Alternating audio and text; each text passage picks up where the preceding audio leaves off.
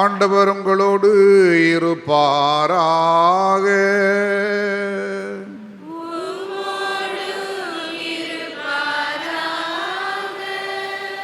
புனித லூக்கா எழுதிய நற்செய்தியிலிருந்து வாசகம்.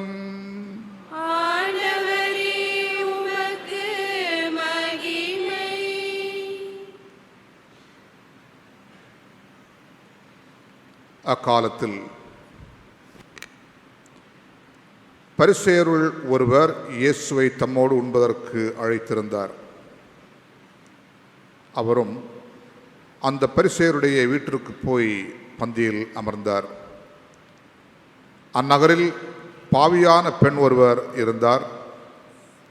இயேசு பரிசேயருடைய வீட்டில் உணவு அருந்த போகிறார் என்பது அவருக்கு தெரிய வந்தது.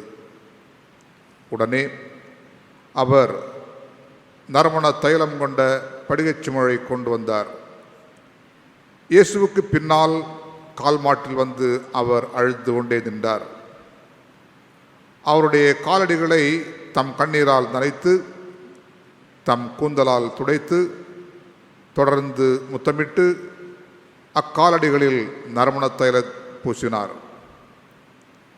அவரை அழைத்த பரிசேயர் இதை கண்டு, இவர் ஓர் இறைவாக்குனர் என்றால் தம்மை தொடுகிற இவள் யார், எத்தகையவள் என்று அறிந்திருப்பார். இவள் பாவியாயிற்றே என்று தமக்குள்ளே சொல்லிக் கொண்டார். இயேசு அவரை பார்த்து, சீமோனே, நான் உமக்கு ஒன்று சொல்ல வேண்டும் என்றார். அதற்கு அவர், போதகரே, சொல்லும் என்றார். அப்பொழுது அவர், கடன் கொடுப்பவர் ஒருவரிடம் ஒருவர் 500 தெனாரியமும் மற்றவர் 50 தெனாரியமுமாக இருவர் கடன்பட்டிருந்தனர். கடனை தீர்க்க அவர்களால் முடியாமற் போகவே இருவர் கடனையும் அவர் தள்ளுபடி செய்துவிட்டார். இவர்களுள் யார் அவரிடம் மிகுந்த அன்பு செலுத்துவார் என்று கேட்டார். சீமோன் மறுமொழியாக, அதிக கடன் யாருக்கு தள்ளுபடி செய்தாரோ அவரே என நினைக்கிறேன் என்றார். இயேசு அவரிடம், நீர் சொன்னது சரியே என்றார். பின்பு அப்பெண்ணின் பக்கம் அவர் திரும்பி சீமோனிடம், இவரை பார்த்தீரா? நான் உம்முடைய வீட்டிற்குள் வந்தபோது நீர் என் காலடிகளை கழுவ தண்ணீர் தரவில்லை. இவரோ தம் கண்ணீரால் என் காலடிகளை நனைத்து அவற்றை தம் கூந்தலால் துடைத்தார். நீர் எனக்கு முத்தம் கொடுக்கவில்லை. இவரோ நான் உள்ளே வந்தது முதல் என் காலடிகளை ஓயாமல் முத்தமிட்டு கொண்டே இருக்கிறார். நீர் ஏன் எனது தலையில் எண்ணெய் பூசவில்லை. இவரோ என் காலடிகளில் நறுமண தைலம் பூசினார். ஆகவே நான் உமக்கு சொல்லுகிறேன், இவர் செய்த பல பாவங்கள் மன்னிக்கப்பட்டன, ஏனெனில் இவர் மிகுதியாக அன்பு கூர்ந்தார். குறைவாக மன்னிப்பு பெறுவோர் குறைவாக அன்பு செலுத்துவோர் ஆவர் என்றார். பின்பு அப்பெண்ணை பார்த்து, உம் பாவங்கள் மன்னிக்கப்பட்டன என்றார். பாவங்களையும் மன்னிக்கும் இவர் யார் என்று அவரோடு பந்தியில் அமர்ந்திருந்தவர்கள் தங்களுக்குள் சொல்லிக் கொண்டார்கள். இயேசு அப்பெண்ணை நோக்கி, உமது நம்பிக்கை உம்மை மீட்டது, அமைதியுடன் செல்க என்றார். அதற்கு பின் இயேசு நகர் நகராய் ஊர் ஊராய் சென்று இறை ஆட்சி பற்றிய நற்செய்தியை பறைசாற்றி வந்தார். 12 அவருடன் இருந்தனர். பொல்லாத ஆவிகளினின்றும் நோய்களினின்றும் குணமான பெண்கள் சிலரும், 7 பேய்கள் நீங்க பெற்ற மகதலா மரியாவும், ஏரோதுவின் மாளிகை மேற்பார்வையாளர் கூசாவின் மனைவியும் யோவன்னாவும் சூசன்னாவும் மேலும் பல பெண்களும் அவரோடு இருந்தார்கள். இவர்கள் தங்கள் உடைமைகளை கொண்டு அவருக்கு பணிவிடை செய்தார்கள்.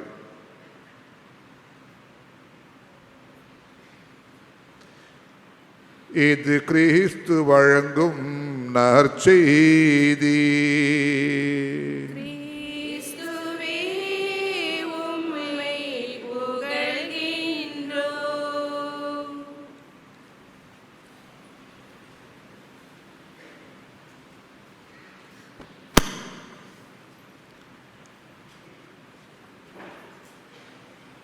ஒரு தாய்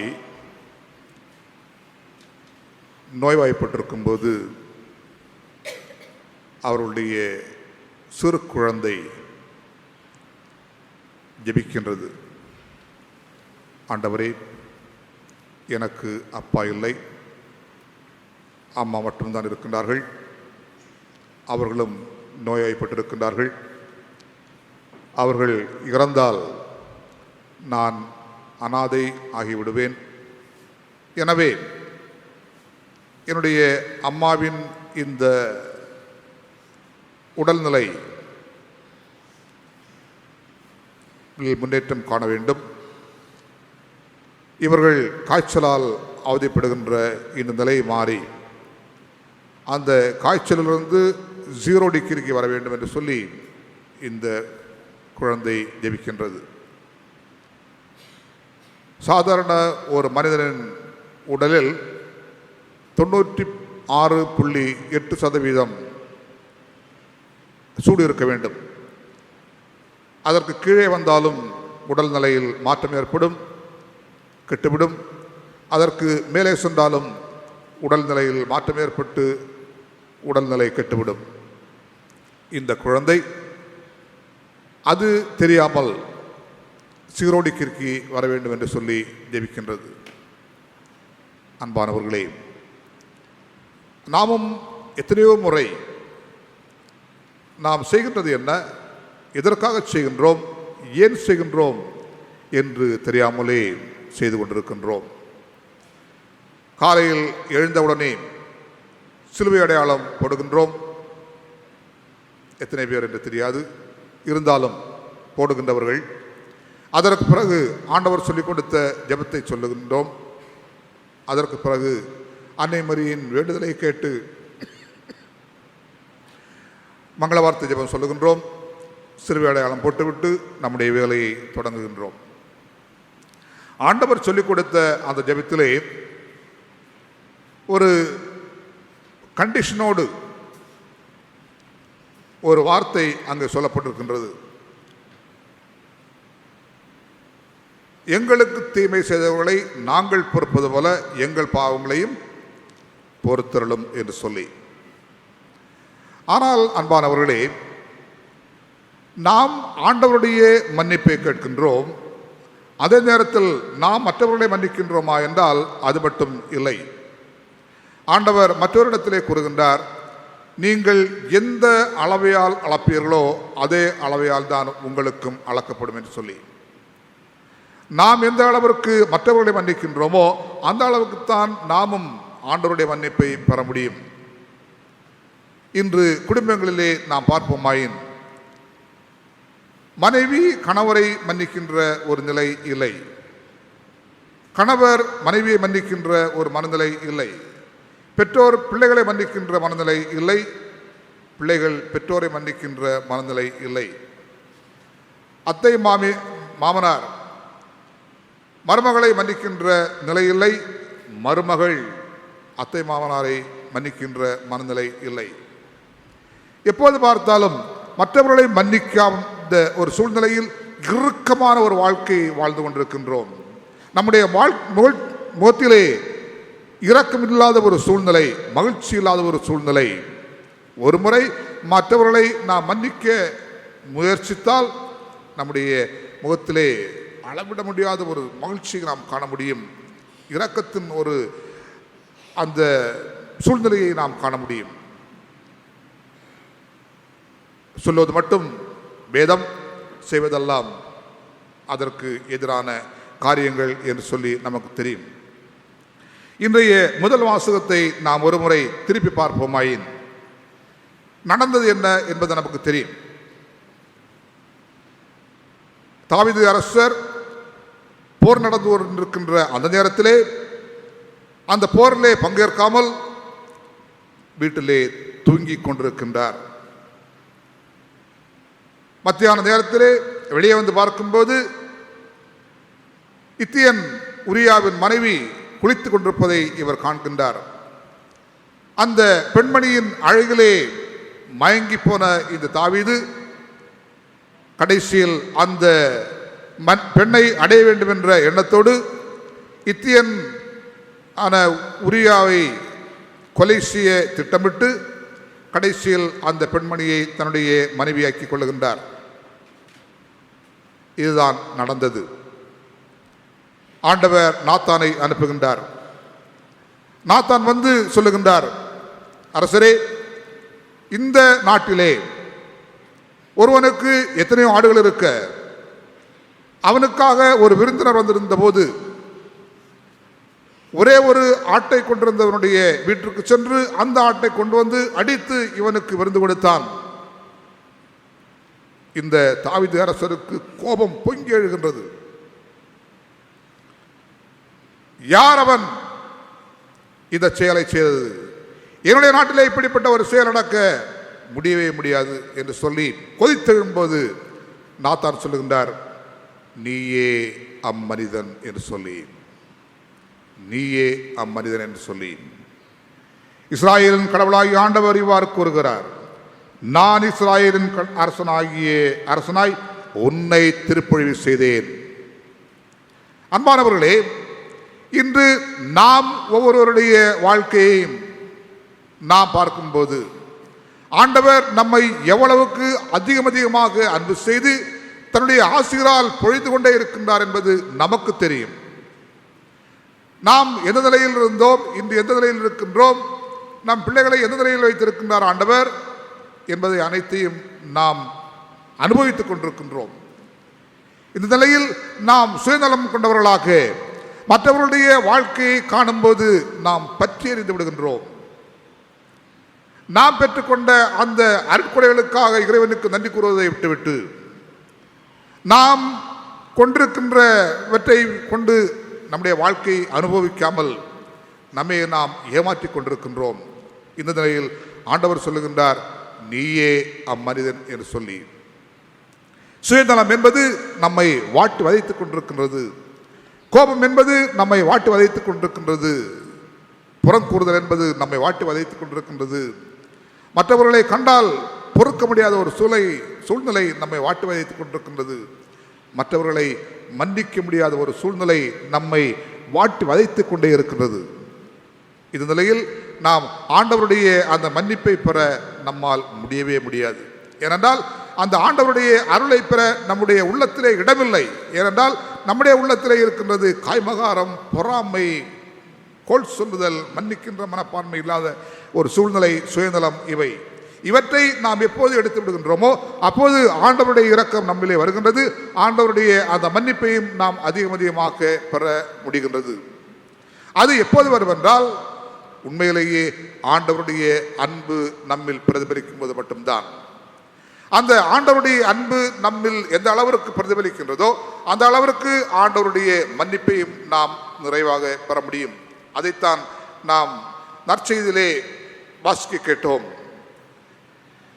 அந்த பெண்மணி ஆண்டவருடைய பாதங்களை கழுவி தன்னுடைய பாவத்தின் அந்த கணத்தை வெளிப்படையாக சொல்லும் போது ஆண்டவர் சொல்லுகின்றார், உன்னுடைய பாவங்கள் மன்னிக்கப்பட்டன, உன்னுடைய அதிகமான அன்பே உன்னுடைய பாவங்கள் மன்னிக்க காரணமாக இருந்தன என்று சொல்லி. ஆமான்பானவர்களே, ஆண்டவர் நமக்கு சொல்லுகின்றார், அனைத்திற்கு மேலாக இறைவனை அன்பு செய்யுங்கள், உங்களைப் போல உங்கள் அயலாரையும் அன்பு செய்யுங்கள் என்று சொல்லி உங்களுக்கு ஒரு புதிய கட்டளையை கொடுக்கின்றேன் என்று சொல்லி ஆண்டவர் சொல்லுகின்றார். அது புதிய கட்டளை எவ்வாறு ஆனது? ஆண்டவர் தன்னுடைய சீடருடைய பாதங்களை கழுவும் போது சீமோன் பேதுரு ஆண்டவரை மறுதலிப்பார் என்பது அவருக்கு தெரியும். யூதா இஸ்காரியோத்து 30 வெள்ளிநாணயங்களுக்காக அவரை காட்டிக் கொடுப்பார் என்பதும் அவருக்கு தெரியும். யோவானை தவிர மற்றவர்கள் அவரை விட்டு ஓடிவிடுவார்கள் என்பதும் அவருக்கு தெரியும். இவை அனைத்தையும் தெரிந்து கொண்டே ஆண்டவர் அவருடைய பாதங்களை கழுவுகின்றார். கழுவின பின்னர் சொல்லுகின்றார், நான் உங்களுக்கு ஒரு புதிய கட்டளையை கொடுக்கின்றேன், நீங்கள் உங்களை அன்பு செய்வது போல உங்கள் அயலாரையும் அன்பு செய்யுங்கள் என்று சொல்லி. அன்பானவர்களே, ஆண்டவர் நாம் எந்த நிலையில் இருந்தாலும் நம்மை அன்பு செய்து கொண்டே இருக்கின்றார். நாம் எவ்வளவு தூரத்தில் இருந்தாலும் அந்த ஆண்டவர் நம்மை தன்னுடைய அருகிற்கு அழைத்துக் கொண்டே இருக்கின்றார், நம்மை தேடிக்கொண்டே இருக்கின்றார். ஆங்கில கவிஞர் ஒருவர் ஹவுண்ட் ஆஃப் ஹெவன் என்ற புத்தகத்திலே ஆண்டவரை ஒரு வேட்டை நாயாக கூறுவார்.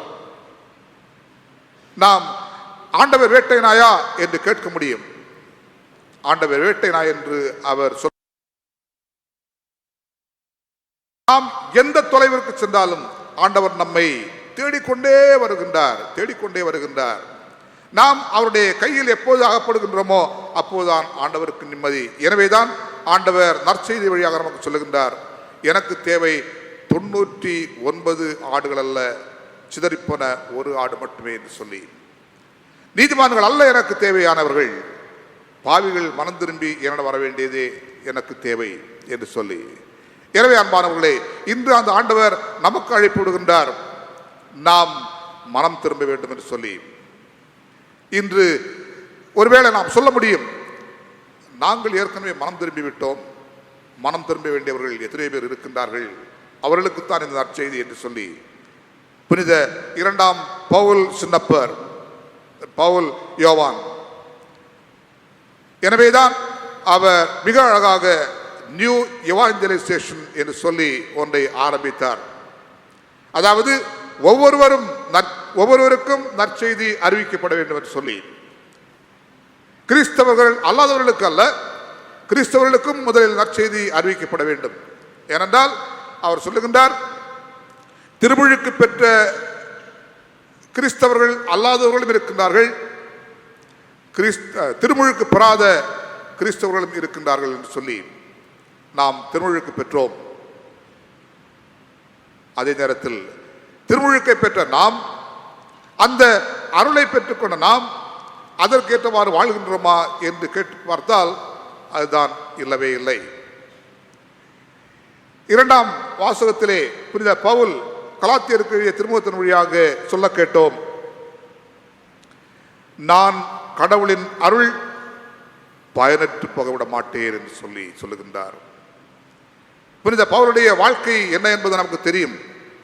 சவுலாக இருக்கும்போது அந்த புதிய நெறியை பின்பற்றிய அனைவரையும் அழித்துவிட வேண்டும் என்று கங்கணம் கட்டி செல்லுகின்றார்.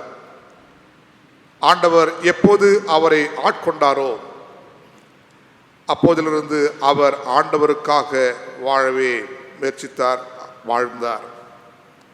எனவேதான் அவர் சொல்லுகின்றார், நான் கடவுளின் அருள் பயனற்று போகவிட மாட்டேன்.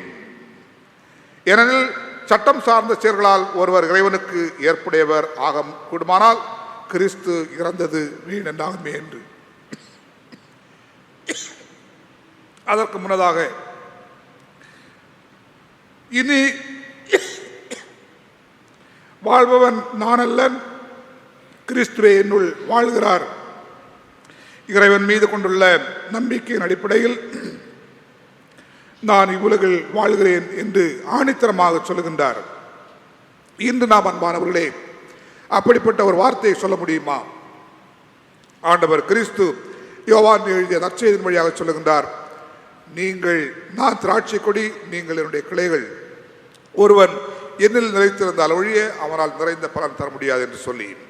அன்பானவர்களே, நம்முடைய ஜெபங்கள், திருப்பலியில் பங்கேற்று ஜெபிக்கின்ற விதம், திருப்பலியோடு மட்டும் நின்று விடாமல் அதை வாழ்வாக்குகின்ற விதம், திருப்பலிய படிப்பு, இவற்றின் வழியாக நாம் கிறிஸ்துவில் வாழ முடியும். அவ்வாறு கிறிஸ்துவில் வாழும்போது நாம் சொல்ல முடியும், வாழ்வது நான் அல்ல, என்னில் வாழ்வது கிறிஸ்துவே என்று சொல்லி. அதோடு மட்டுமல்லாமல் நாம் மற்றவர்களை மன்னிக்க முடியும், ஆண்டவருடைய மன்னிப்பை பெற முடியும், மற்றவர்களை அரவணைக்க முடியும், ஆண்டவருடைய அரவணைப்பை நாம் பார்க்க முடியும், மற்றவர்களை இரக்கத்தோடு நாம் பார்க்க முடியும், ஆண்டவருடைய இரக்கத்தையும் நாம் பெற முடியும். எனவே அன்பானவர்களே, நம்முடைய வாழ்க்கையில் நாம் சொல்லுகின்ற வார்த்தைகளுக்கும் செய்கின்ற செயல்களுக்கும் எந்த அளவுக்கு தொடர்பு உள்ளது என்று மற்றொரு முறை கேட்டு பார்ப்போம். அந்த ஆண்டவர் நம்மையும் நம் குடும்பத்தினரையும் நிறைவாக ஆசீர்வதிப்பாராக. அந்த இறைவனுடைய இரக்கம் நம்மில் பொங்கி வழியட்டும். அந்த இரக்கத்தின் வழியாக நம்மை சார்ந்தோறும் இறைவனுடைய இரக்கத்தை அடைய அது ஏதுவாகட்டும்.